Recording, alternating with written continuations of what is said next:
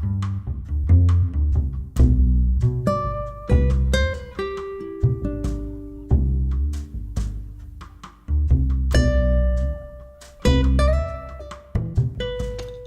and thank you for joining us for Vermont Film Essentials. My name is David Metzger. I'm Lincoln L. Hayes. This week we're talking about Bringing Up Baby from 1938.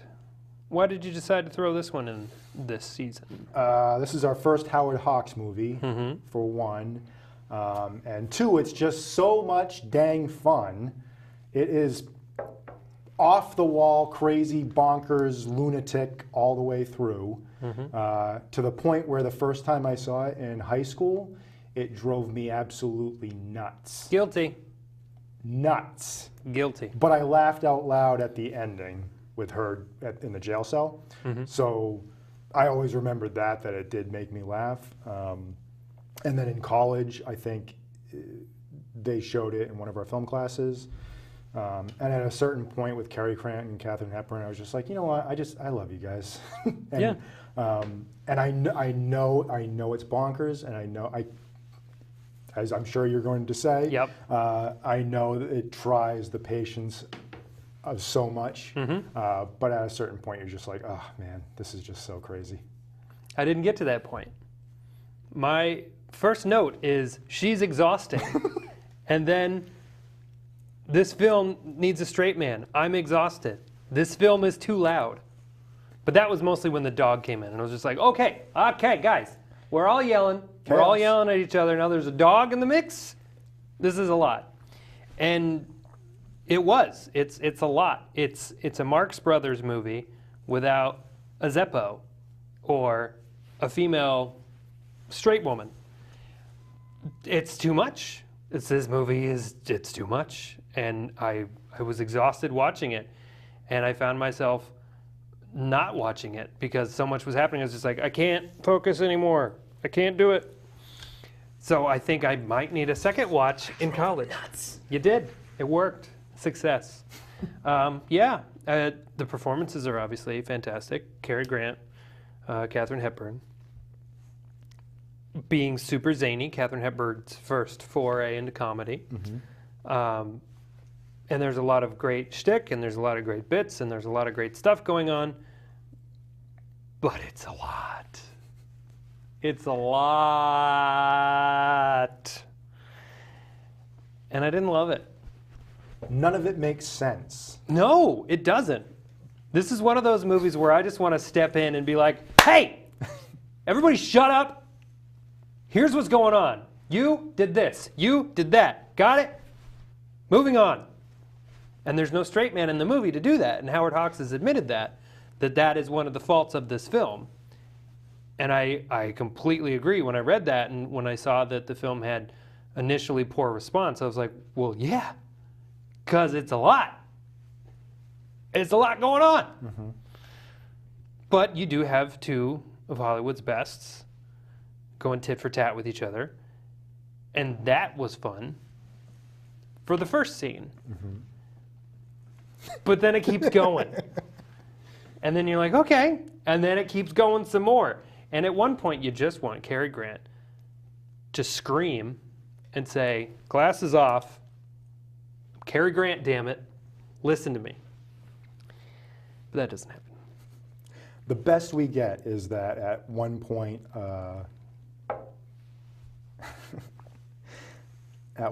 he steps on her foot. And she stops talking. I'm like, great.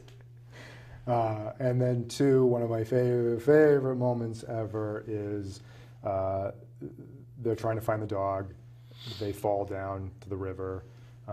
As she falls, the net goes around Cary Grant.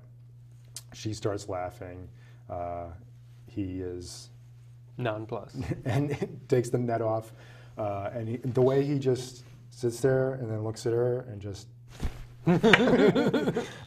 it's just I can't.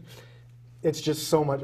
You know what it is? It's a chicken soup movie. So the next time you're sick and you are so inclined, throw this on. You won't feel sick. No, that's true.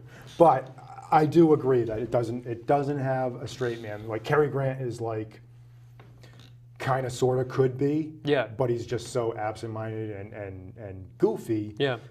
most of the time and playing off of her that he really technically cannot be considered the straight man. Right. And then no one comes in to be the straight man. That's the thing about comedy. If you're going to have a big, wacky character like Susan, then you need somebody to be grounded and to call her on her wacky behavior. You can't constantly be yes-anding. Otherwise, this improv scene goes off the rails and suddenly we're on the moon drinking milkshakes. Doesn't make sense. For him to go to Connecticut at all, like, for any of these things to happen would not happen in life, which makes it farce. I get that. It makes it a wacky comedy. But at some point, somebody needs to say, hey, what's going on right now is crazy. I'm the audience commenting. And the audience doesn't have a proxy in this film. So you just sit there and you're just overwhelmed by all this craziness. And if you're like me, you kind of check out. Mm-hmm. But great performances. Very well written. I don't know if the leopard stuff works that much because I'm just scared for them. Although Katharine Hepburn did get very good with the leopard, being able to pet it and all those things, to the point where the trainer was like, you could go into animal handling, you're very good at this.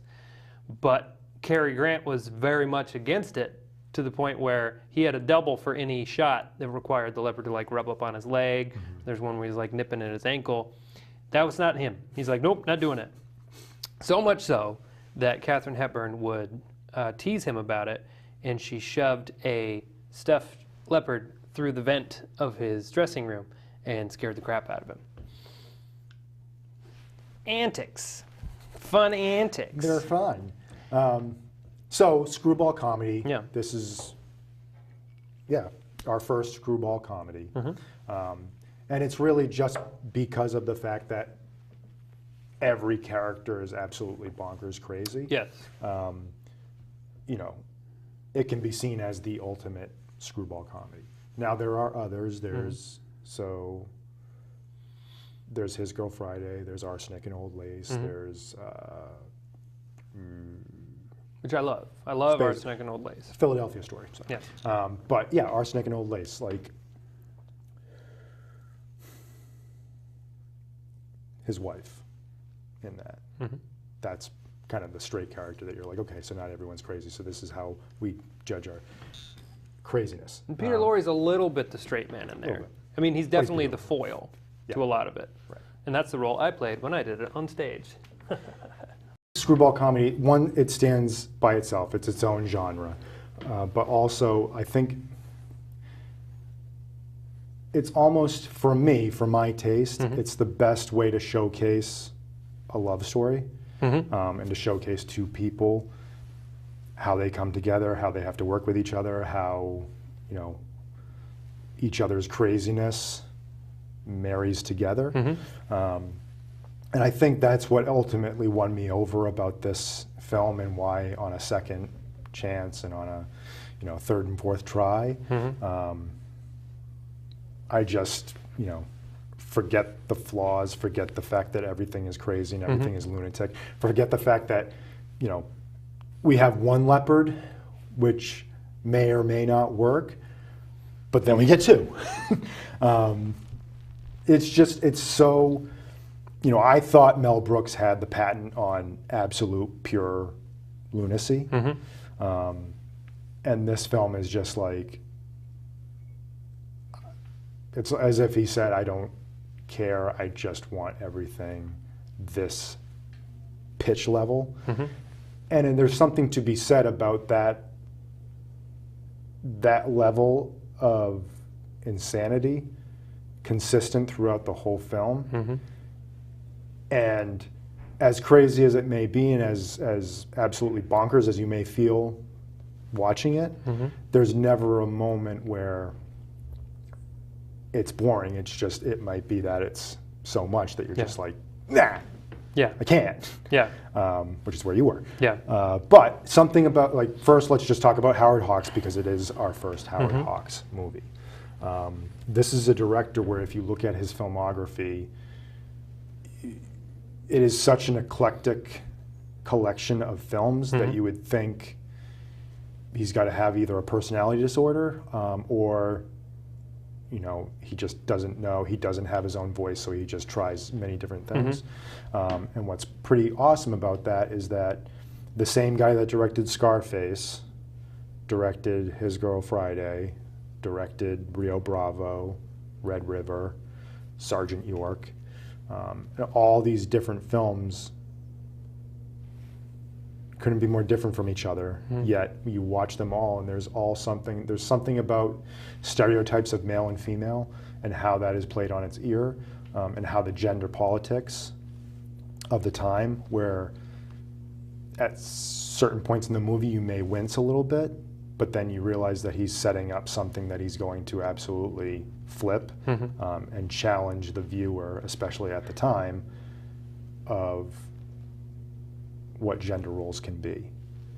Because what is consistent throughout his films is a very strong female character, and the male that has to change his chauvinistic ways to adhere or communicate with that.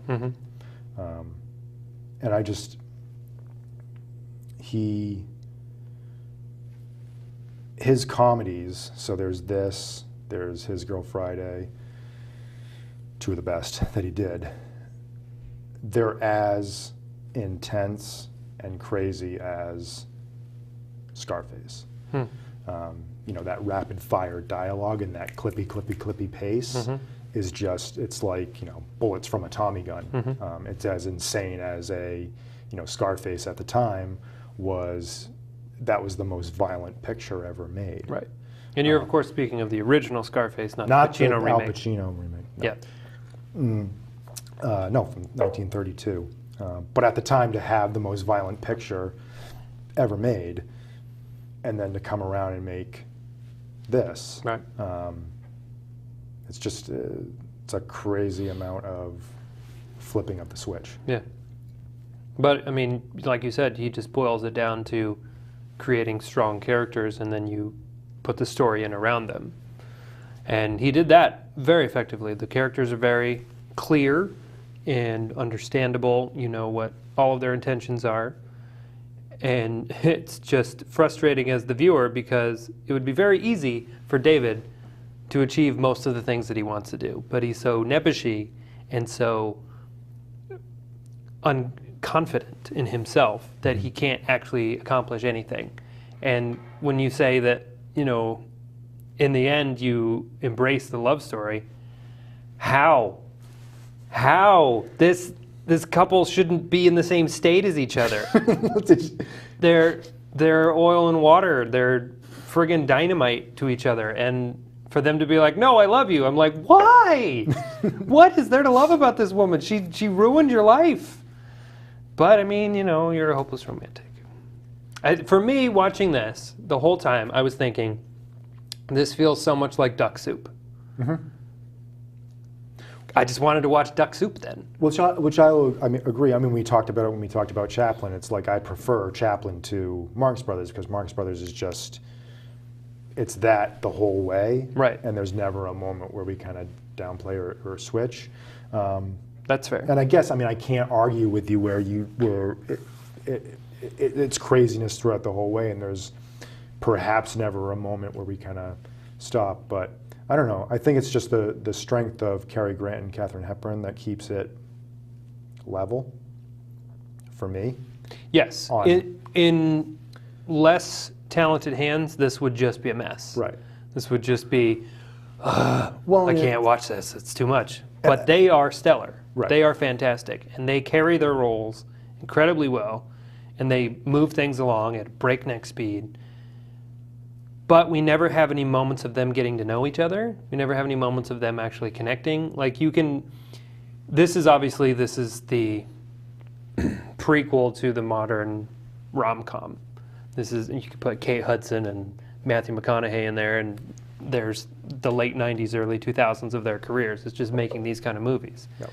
But those movies and rom-coms of similar ilk have all the wackiness and all the zaniness, but then they have the moments of quiet when they're together, and the wacky zany person has calmed down a little bit, or sometimes they're asleep or on drugs or something, so that the straight man can get a word in edgewise, and you can see the connection between the two, and you can see their relationship growing together despite all the craziness that's happening around them, or the craziness is elevating the straight man or nebbishy character to be more and to find their confidence and pull themselves out of their rut that they're in, that they know that they're in and they don't want to be.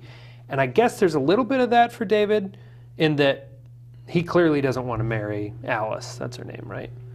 And she's, oof, she's a piece of work. From that first scene, I was just like, you're marrying her tomorrow? This isn't gonna go well. But I didn't get any real connection between him and Susan, because the whole time he's just mad at her because she's ruining everything. She's putting his life in danger. She's putting his career in danger. She's keeping him from his wedding day. All of these things, I'm just like, this doesn't make sense to me. And then in the end, when she shows up, she's like, oh, I found the clavicle. And he's like, great, I love you. I said, why? And then she knocks down the skeleton, and they're going to be together now? I don't get it. Because then he's just like, who cares? My life's work. I think that's what it was. It was just, there's a certain way that this character got him to get out of his comfort zone. Sure. And to do all these wacky, crazy things. Whereas the scientist at the beginning of the film wouldn't run around a swamp trying to find a dog. Right. And through doing that, through doing all of these crazy things, that's what kind of opens him up and kind of shows him something else. Sure. But also at the end in the jail cell, when the bad leopard shows up, he's the one that's got to take charge and get the chair and get it out of there, right? There's also there's the scene where he tries to be straight with her and to get her to go away and make her understand. And then she starts crying in that Katharine Hepburn way. And there's in any other actress, I think that would have been annoying, or that would have been like, oh God, please just stop.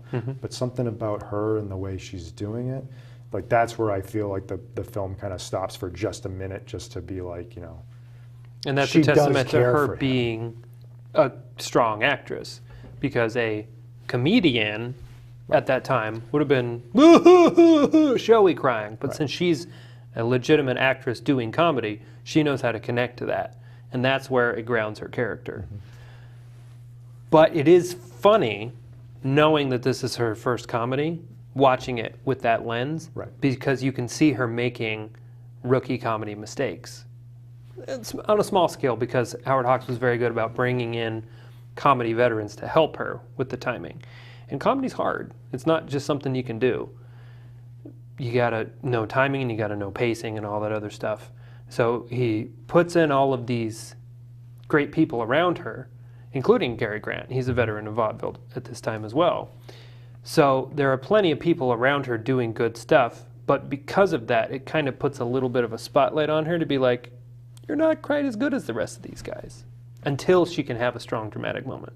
And then you're like, oh, there's Katharine Hepburn. There we see her. Let's talk about scenic design a little bit. Sure. Very clearly sets, but 38, do what you can. I particularly liked all the stuff in the swamp, because a lot of those rocks looked very foam and very fake moss covered. Probably for the best that it's in black and white, because you could see all the seams. And hide it. But the sets all look real. It looks like Connecticut. It looks like a real place. The jail scenes are really good. All the stuff in the house is a lot of fun. But probably the thing that I noticed the most was their innovative use of visual effects, especially for 1938, because we have a live leopard on set many times. Often in the same frame, often in the same shot, often interacting with them. But if you know what to look for and know that they've done it, you can tell that there's some layering going on and some composite photography. But Still looks good. It looks fantastic. Yeah. There's the one shot, I didn't even notice it in the car, but when the leopard's in the back, composite shots, not shot at the same time. Very good, because you have the rear projection. You can see that even today. Some people do it really poorly, and some people do a much better job. But 1938, okay, rear projection. I'll accept that. I didn't even notice that they weren't the same with the leopard in the car. So kudos there. But the one that I noticed, well, there were two. When he goes into the bathroom and he sees it for the first time, you can see the pane of glass in there. Yep.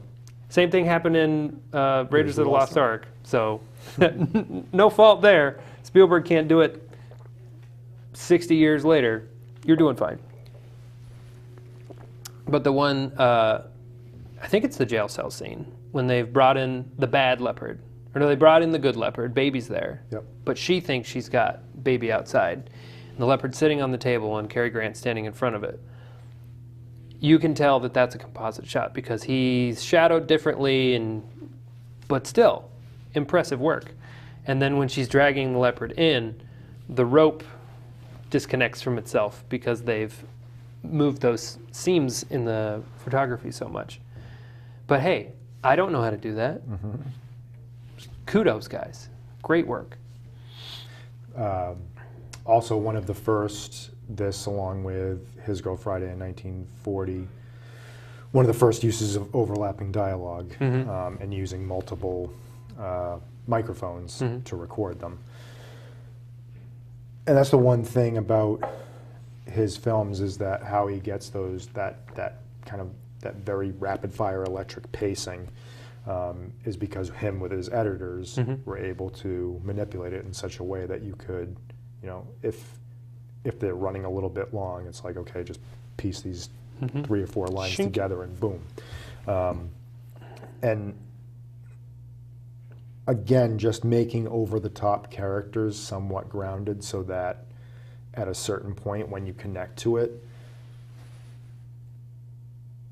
you do see the humanity in these people, as crazy as they are. And there's just so many moments where it's just like them having, the leopard likes a song. Yeah. So they have to go around singing the song. That's silly. And then the guy coming out of his window. I love that it's always him. Guy. I love that it's him from the first scene. She accidentally takes his wife's purse from the hotel bar or wherever they're at. Then she steals his car. Then she breaks his window. Then this, that, and the other. And it's just like, this poor guy, he doesn't want to be involved in this. But I did really appreciate that because that very easily could have just been a throwaway character the first time we meet him. Right. But then he's back. And then we have comedy in threes, and he's there again, and it's his house that baby's on the roof. That's good screenwriting right there because it's not obvious. You don't go, well, of course it's him. Why would he? He's in New York. Great. He's got a suit on. He looks very well-to-do. He's a psychiatrist. Makes sense. But then they're just in Connecticut somewhere, and she steals his car. Well, that's pretty easy to understand. Connecticut is a commuter state. People come and go from the city. That makes sense. But then they're out in the middle of nowhere. Nowhere. They've just wandered through a swamp, and then here's this house, and baby's up on the roof, and it's his house. That is good comedy because they could have made a new character for that. Right. That could have been just another under 5 in the film of like, hey, stop throwing rocks in my window. The end. But instead, they bring that character back. So actually, he's probably the straightest straight man in the film because he's put upon from the very beginning, and he's the only one actually trying to accomplish anything. He's doing what he can to diagnose her as a whack job, and he's trying to take her into the house and protect her, and then they end up taking her to the constable. And the constable, wow, he was the most Marx Brothery of all of them because of his vaudeville roots. What is his name? Walter Catlett. He was fantastic. But this is 2018 looking back, he had a lot of gimmicks and bits and things, but that's a characteristic of a vaudevillian. So I forgive him for that, but he did a lot of the same gestures and whatnot. That's the times. He has said, Hawks has said in retrospect that if if there was one character that he would change to make a person a straight man, or at least normal, it would be that character. The constable. And that makes sense, because a lot of times you can have a wacky constable who comes in, but if that's the case, then one of our leads needs to be the straight man. Right. So that the two comedians can work with each other against the foil, and the foil's just going, why can't anybody understand what's going on? Right. But that would have been a perfect opportunity to have a straight man you can be a straight man and still not get things, but you're the one who's processing. And you say, wait, what you're saying doesn't make sense, and what you're saying doesn't make sense. What's the truth? Right. And the level of comedy would be coming from his frustration in that. Absolutely. They just and he's already got an inept deputy constable who can't type. Right. And then we have the two of them being crazy, and then we have the aunt who comes in with Colonel What's-His-Face and his shotgun. All of that stuff with him like doing the calls, that was something else. And for him to be like, oh, you're very good at this. You're not making that noise. So funny. And he's the only one who actually has any real sense of danger. Right. With the fact that there is a live leopard wandering Connecticut. We should probably do something about that, first and foremost. In terms of the screenwriting, you're absolutely right that I think as much as nothing makes sense, and there may be maybe character choices that you're like, why would he do that? I feel like the plotting of the film, the actual plots of how we get from one place to the other, is really, really carefully done. Yes. So that all of these complications do pile up, and you can draw a straight line and say, I know how we got here, as crazy as it is. Yeah, and we definitely get to a point of no return where, at any moment, up until then, you could just be like, David, leave. David, just leave. Just call a taxi, go to the train station, go back to the city, leave. And that point of no return is when she takes his clothes away. Right. And even after that, he's still trying. But I think that is the point of no return for him, where it's like, all right, well, you're stuck in this adventure then until its conclusion, because you're not going to walk back to Manhattan naked or in that dressing gown. All that stuff with the dressing gown and the aunt, that was all very funny. These aren't my clothes. His comedic bits throughout the film are great.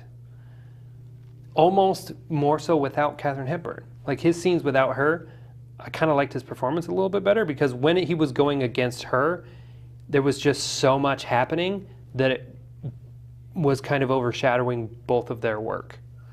And that's why I agree with Hawks's, hindsight of, oh, I should have made a straight man, because you have two juggernauts of acting in this movie, and I can't understand anything they're saying because they're talking a mile a minute and they're talking over top of each other. Imagine you put Meryl Streep and Tom Hanks in this movie, and in the end of it, you're like, I don't know what they said. Take The Post. Make that a mile a minute, Aaron Sorkin-y kind of dialogue. And you're just like, I don't know what they said. There wasn't a moment when I was like, I'm following now. It's just a million words a minute. Yeah, and Cary Grant's comic timing. There's a certain point where it's just like there's nothing he can't do. Right. He can be the guy in North by Northwest. Yeah. He can be notorious and be debonair and suave and dead serious. But then he can do this and yeah, like all of his, especially that bit. And then when everyone is coming in and talking and he's just like... His stuff in the jail cell where he's trying to get the constable's attention, that's all very funny. Yeah. I'm just tired. He says gay for the first time. He does. And that was a big moment. Yeah. And they got away with it. Because someone could just pass on and be like, well, he meant happy. Yeah. There's another moment in this film that's revolutionary, and that's seeing Katharine Hepburn's backside in just underwear. Yep. And for people to be like, wow, how did that pass the Hays Code? And it's like, because it's brief and it's very funny. Also based on something that happened to Cary Grant, I read. There was some event where he was having an issue with the zipper of his pants wouldn't stay up. And somehow he got close to a woman's dress and his zipper caught on it. So then he had to do that really close walking with her because he was stuck to her. I thought that was very funny. What is that thing she's wearing? I don't know. The ribbon in her hair? It's like these tentacle things. Because it's not like a veil. Because it only begins like here. Right, it's like a... I don't know. The costuming in this film is both great and ridiculous. So that's 10 points to Gryffindor there. Yeah, there's a lot to unpack from this movie, and I feel like subsequent viewings will increase its rating in my mind. But right now, it's just kind of a tornado of crazy, and I need a minute. I think you need a palate cleanser. So don't let this be the Howard Hawks film. Oh no, we'll do some more for sure. No, but I think once you see. So His Girl Friday is actually a very, that is a movie that takes a serious subject and makes it a screwball comedy, and it's the screwball comedy it is because of Cary Grant, and Rosalind Russell definitely is the straight person, but she still talks a mile a minute, and she's still, she's just so strong-willed and confident, and that's the revolution of that movie, is seeing that character given a voice, and that Cary Grant is kind of her foil and doing all the zany stuff to keep her in that newsroom. So I think if you saw that movie and then watched this movie, I still think, because I get it. Yeah, I totally get it. Because that was your experience. I was in high school, and then I turned around, and my friend was like, "This is annoying," and I'm like, "Yeah." But then the second part of the class, when we watched the ending in the jail cell, I was laughing my butt off at her. Well, yeah, when she puts on that character, that's it's all just out of nowhere. It's just like, okay, I'm going to do this now, and I'm going to be this character. See, it's wacky. That's the best way to describe it. It is a wacky, wacky movie. So know that going in. Wacky town. And I think sometimes you just need to sit back and have a goofy as all holy heck movie. Oh yeah, and I have plenty of those in my collection of just like, let's watch this stupid movie. And not saying that this is stupid, obviously, but in that ilk of this is a comedy. We're not trying to, teach any lessons or change anybody's opinion on anything. It's just a fun movie. Yeah. And this is definitely a fun movie when you're prepared for it. When it just comes at you like a fire hose, you're just like, ah! Too much, too much, too much. Yeah. And I do think that actually this is a film that, had I watched it in chunks in a class, I probably could have appreciated it more, because then there could have been discussion throughout of like, all right, this scene, this is, unique or revolutionary, or did you notice this, or that, or the other? I did want to read a story that I found on the old Wikipedia that I thought was very funny. Katharine Hepburn loved to talk, which caused problems for Howard Hawks when he needed to shoot scenes. When she ignored the assistant director's repeated cries of quiet, Hawks just motioned the rest of the crew to stop what they were doing until she realized she was the only one talking. She asked, "What's the matter?" And Hawks said, "You're acting a good part of a parrot, and you're going to keep on doing it. We're just going to sit here and watch you." At that, she took Hawks aside and told him not to talk to her like that, because she had a lot of friends working on the film. Hawks called to an electrician on the scaffold overhead and said, "If you had a choice of dropping a lamp on Miss Hepburn or me, who would you drop it on?" The man told Hawks to get out of the way. And Hepburn said, "I guess I'm wrong," and never misbehaved again. I thought that was very funny, because here she is. Strong personality, too. Yeah, here she is, kind of being a diva, kind of trying to take over this thing, and I'm sure she was just having fun. This is her first comedic film. She was probably just having a blast. But then he's like, "Hey, we're still working." Right. She's like, "Whoa, whoa, hey, people know me." And he's like, "Hey, what do you think?" "I'm gonna go with you on this one, bud." Also, he's the director. Of course he's gonna say him. But I thought that was a funny story.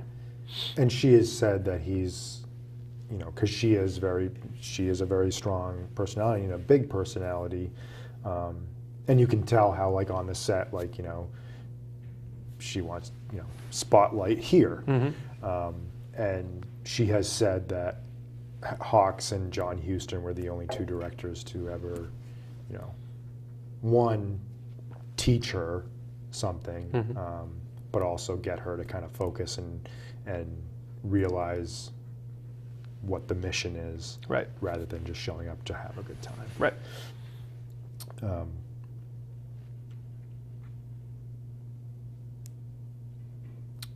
Should we talk about? Oh,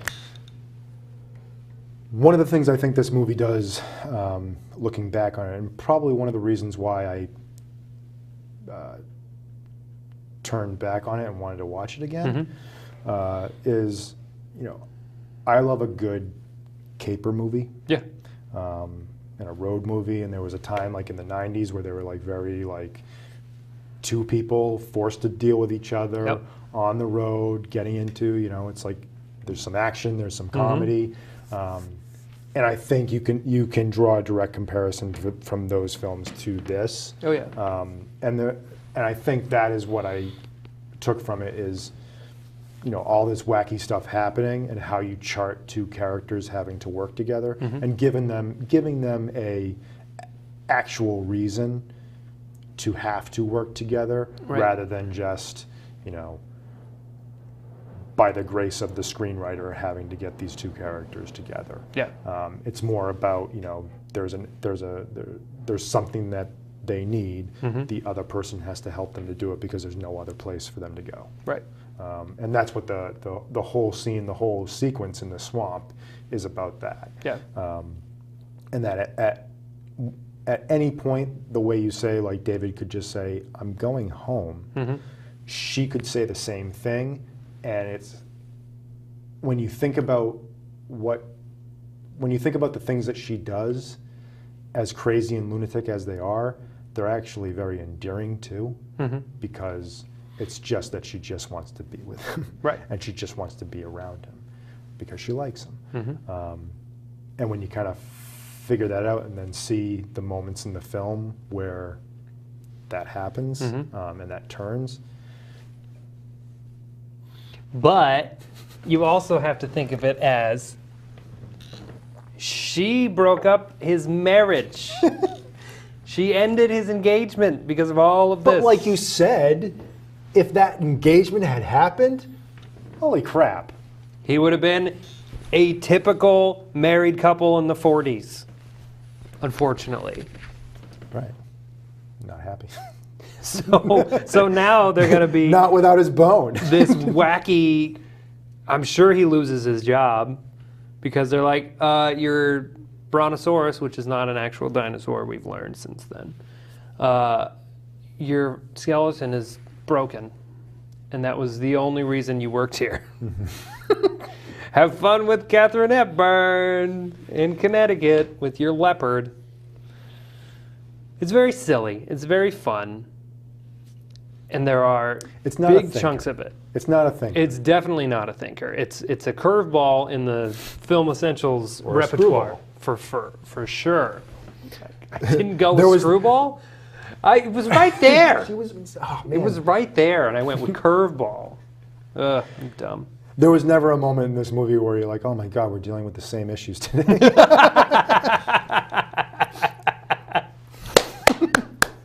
You know, the real problem is rich women coming in and just doing wacky crap.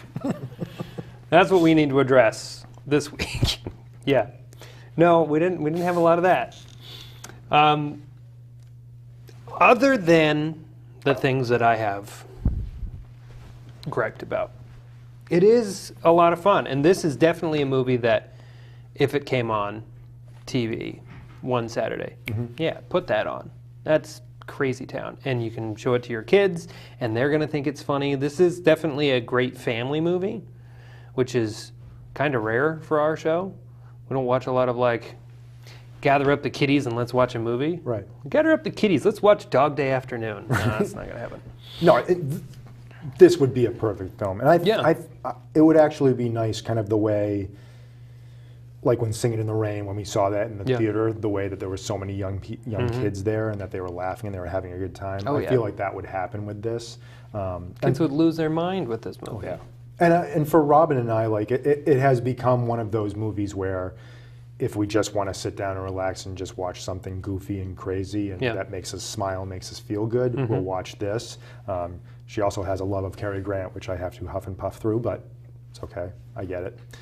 My wife is in love with every Hollywood actor. It's her celebrity hall pass list.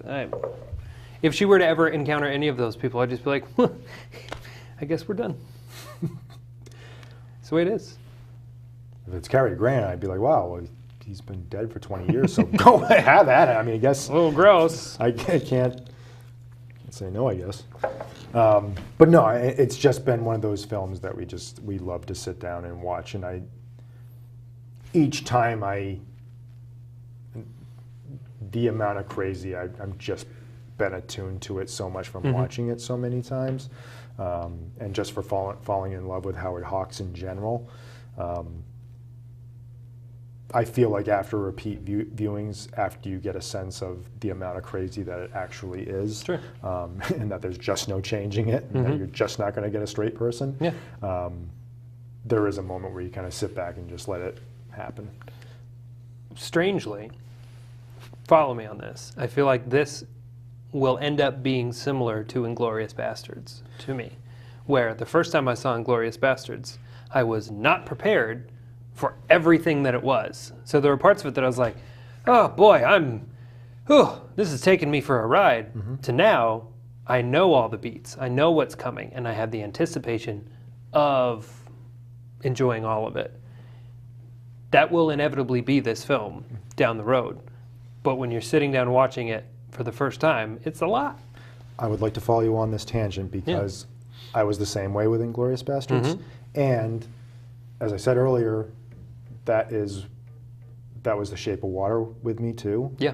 Because there's a particular way, it was like this in Pan's Labyrinth too, there's a particular way that Guillermo del Toro, and I remember talking out of both sides of my mouth, there's a particular way that he shows violence that is very off-putting. Yes. But I know that's why that's there. Right. But it doesn't change the fact that it absolutely took me out of the movie and the feeling of the movie for me. But now, like the second time I watched Pan's Labyrinth or Inglourious Basterds, that I know that it's there and I know why it's there, Right. would probably work better. Absolutely. And that's when a filmmaker has a very specific intention with what they're doing. You get that from directors like Tarantino and Del Toro, where it's like, I'm going to use violence, and it very could easily be, oh, he walks in and he shoots a guy. But instead, they're going to flavor that a little bit differently. They're going to make it mean more than just a guy walks in and shoots a guy. And that's, bringing it back, the comedy of this movie. In someone else's hands, this would just be nonsense. But Howard Hawks is able to wrangle these two, despite the improv and despite the craziness of it, and keep this tornado at least going in the right direction. So it doesn't destroy every house, it just kind of takes out the ones that it needs to. Right. Particularly knowing that the budget of this film was only $767,000, but by the time it was all done, it had cost $1.073 million, and it went 40 days over schedule. Because he was just letting them go. He was letting them play. He wanted this to feel as real as possible. And that is a testament to the film, for sure. And as I have said, with lesser performers, it would not have worked as effectively as it does. Yep. I do look forward to watching it again with the right lenses to know that. And it joins those films that, this film was a bomb. Yeah. When it came out and didn't connect with anyone whatsoever. Hepburn was box office poison for a while. And there is something to be said that this film does endure, and like now it is held up as a classic, and people look back on it. One of them is Peter Bogdanovich, who was the director of our last film, and he loved this movie so much that he did his own version called What's Up, Doc, which was kind of like his throwback homage to it. But he interviewed Howard Hawks, and that's where, you know, he got a lot of Hawks's reservations about the film, or just kind of, you know, looking back, I would have done this and this and this, and that's probably why it didn't work. But it does still last, and, you know, there's no other, like, I like Arsenic and Old Lace. I like Philadelphia Story. But there's a certain point where it's like, you know what, I want to watch Bring Back Baby. And that's what Bogdanovich said, is that, you know, at first he saw the flaws, and he just saw the, you know, it's just crazy from A to Z. But he said at a certain point, I just had to sit back and just marvel at the fact that he kept all those balls up in the air for the entire duration of the film. And at no point does it drop in you. You never switch it off to say, like, you know, I don't believe any of this. Right. Because from the jump, you're like, this is just crazy. Yeah. And that's the tone of the film, and that's the idea of the film. But that he just keeps that level of insanity throughout the whole thing is just, you just have to sit back and just be like, someone did that. It is a testament. The balls in the air is a great analogy, because he's got so many storylines going on right now. It's David needs Mr. Peabody to get Susan's aunt to give him the money for the museum. Yep. David needs to get to his wedding. Susan lost David's fossil. Susan has a leopard. Just a strange sentence to say. Then we're able to bring all of those back, because then in the third act, when it seems like hope is lost, Peabody and the aunt show up at the jail to be like, we're here to get her out. But then because the constable's inept, he's like, oh, well, she said she doesn't have an aunt. And it's just, those scenes as a viewer just drive me insane, where you only need to say one more sentence to clarify everything. My niece isn't here, or my niece can't be there, she's asleep. Hang up the phone. Go upstairs, look in the bed, she's not there. Oh, he's right. That's just farce. And that's just is, me. And that is, like, there's a certain point, like there was a time back when I was in middle school and high school, and I was in love with Seinfeld, the show. Yeah. There were times where, like, some of the stuff with Kramer, as much as I loved it, there were times where it's just say this. Yeah. Like, the complication is not that complicated. Just say this. And it would drive me crazy. But then, you know, again, it's just sitting back and looking back on it and saying, like, but that's the comedy of it. Yeah. And that's why we're laughing so hard. Right. That's why it is funny. So. And that's the trouble with not having a straight man in the film to say that, because that's the audience's frustration. If someone in the film is just like, she's over there, then we're like, thank you. Ah, okay. Everybody chill. There's no, there's no release valve. Yeah. It's just the whole movie. And then in the end, when they're like, I love you, I'm like, what? And then she breaks the skeleton, and then my head explodes. Credits. Last piece of trivia before we round this bad boy out, that as soon as I read it, I was like, that makes so much sense. Christopher Reeves based his portrayal of Clark Kent in the Superman movies on David Huxley. Nice. It all makes sense now. Yep. It all makes sense now. And that's strange, because having not ever seen this film, and having seen at least 2 of the Superman movies, I always thought it was interesting the way he was playing Clark Kent. It's so, like, bumbly and, oh, such a goof. But now, putting the 2 together, I was like, of course that's how you would play your alter ego. That's how you get people to forget about you. Right. That's how you blend in, is by just being a goof that people will disregard. To quote another Tarantino film. Yeah. Final thoughts. Bringing Up Baby. It's wacky, it's nonsensical, it's lunatic, it's pure lunacy throughout the whole thing. There's never a moment where, and I can't, you saying it drove you crazy, I can't defend or change your mind on that because it drove me crazy. Of course. But and I'm glad to hear you say that, because if you'd just been like, I loved this movie the first time I saw it when I was 9, and I've loved it ever since, I'd be like, oh no. Liar. Oh boy. No, But that's good. Yeah. We have our initial reactions are the same, and I'm sure subsequent viewings will be similar, because we have similar tastes and views on things. And there's actually, like, you know, it makes me think of Mel Brooks because there's a way you can see the producers as having the same problem, because every character is just absolutely wackadoo. You know, the only thing... And I don't love the producer's movie, so there's that too. The old one or the new one? The old one. Okay. But I was going to say, the fact that Gene Wilder's character is so endearing is what kind of carries us along with that movie. And Leo Bloom is always the character that I've connected with too, as you should.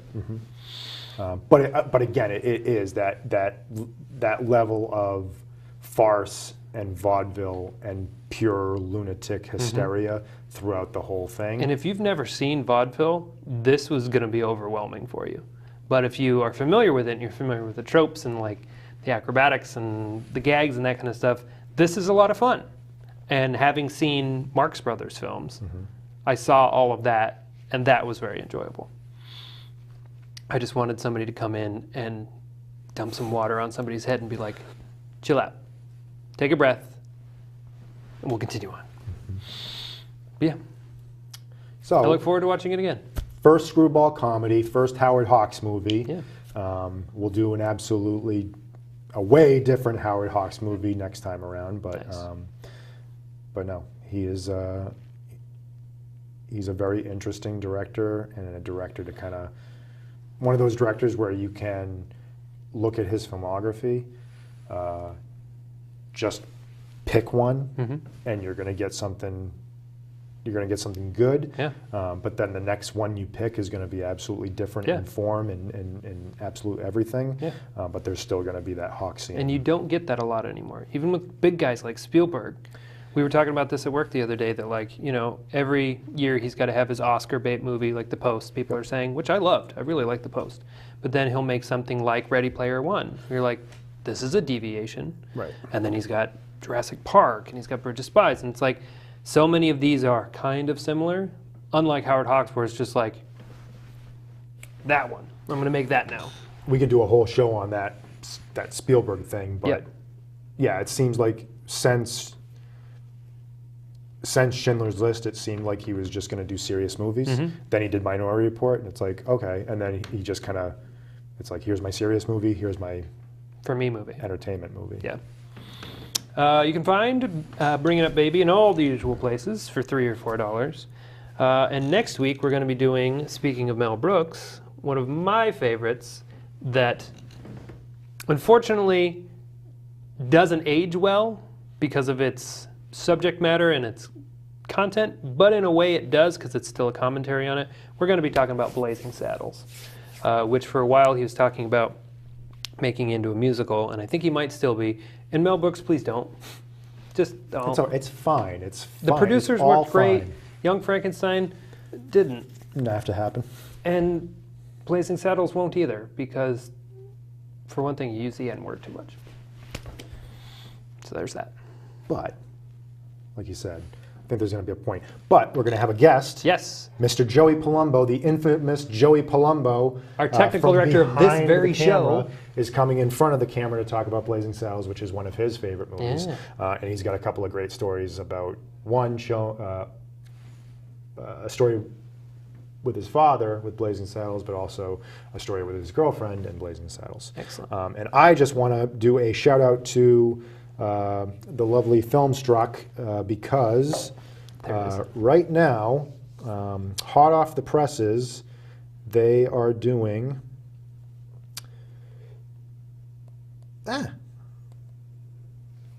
a Screwball Comedy, Howard Hawks Memoriam. My phone sucks. Never mind. So, if you go onto Filmstruck, if you subscribe, There it is.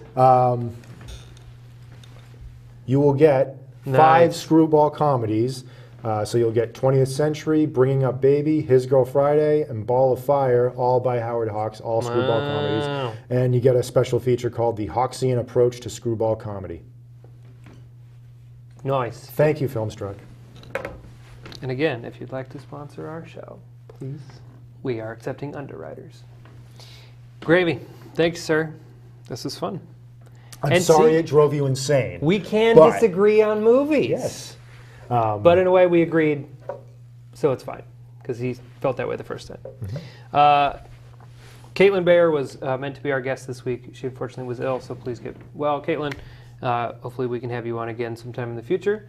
Looking forward to Blazing Saddles next week with Joey. Until next time, I'm Lincoln O'Hayes. I'm David Metzger. Bye.